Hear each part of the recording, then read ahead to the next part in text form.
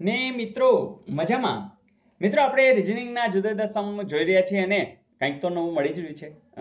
એટલે જ હું વારંવાર કહું છું કે તમે પ્રેક્ટિસ જરૂર કરજો, કારણ કે દરેક સમમાં એકવાર નજર ગઈ હશે તો કોઈ પણ સમ તમારા માટે નવા નહીં રહી, અઘરા નહીં રહી અને સમયનો પણ બચાવ કરશે. તો મિત્રો ડેપો મેનેજરમાં પૂછાયેલો આ સમ કે સવારે 4 વાગ્યાથી બપોરના 4 વાગ્યા સુધી ઘડિયાળના બંને કાંટા એકસાથે કેટલી વાર આવશે. વિડીયો સ્ટોપ કરો અને જો ઘડિયાળ હોય તો ટ્રાય પણ કરો. ગુડ. તો તમારો જવાબ સાચો છે. આપણને એમ લાગે 12 પણ જવાબ આવશે 11. અને શું કામ છે જરા ટ્રાય કરજો. જોઈએ નેક્સ્ટ. મિત્રો પછીનો સમ આવો છે કે એ બી થી વધારે રન બનાવ્યા પરંતુ સી થી ઓછા, ડી એ બી થી વધારે રન બનાવ્યા પરંતુ એ થી ઓછા. સૌથી ઓછા રન કોણે બનાવ્યા?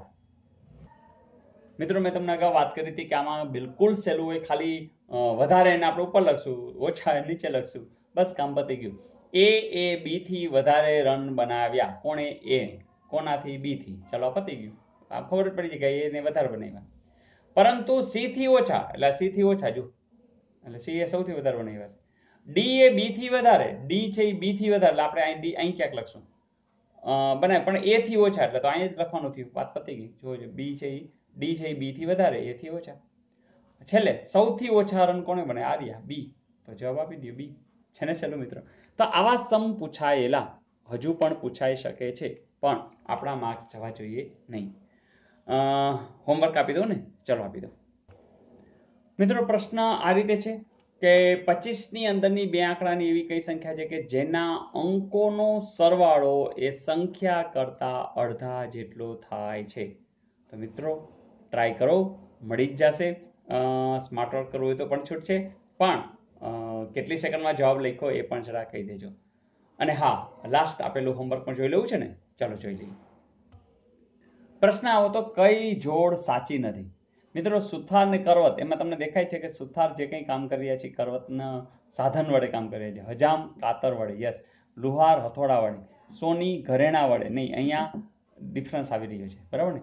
તો અહીંયા જે કાર્ય કરી રહ્યા છે એમાં હથિયાર તરીકેની કંઈક વાત છે, જ્યારે અહીંયા કંઈક જુદી વાત છે. તરત તમે કહી દેશો કે આ જોડ સાચી નથી. તો મિત્રો મજા આવી ને? તો મિત્રો મજા કરવા માટે તો આ વિડીયોઝ છે, આગળ વધવા માટે તો આ વિડીયોઝ છે જ. પણ હા, તમે જે આનંદથી આગળ વધી રહ્યા છો એની ખબર કેમ પડશે?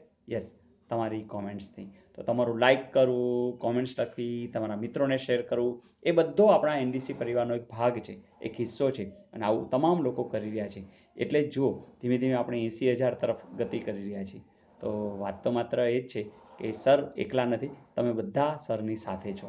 તો મિત્રો આનંદથી આ શેર કરો બધાને, અને આનંદથી આગળ વધ્યા જ કરો. તો મજા આવશે. સાથે સાથે આપણું એક ગ્રુપ પણ બહુ મોટું થશે. પરિવારના દરેક લોકો કોઈ ને કોઈ ક્ષેત્રમાં આગળ હશે અને એનો આનંદ આપણે સૌ લેતા હશું. Wish you all the best. આવજો.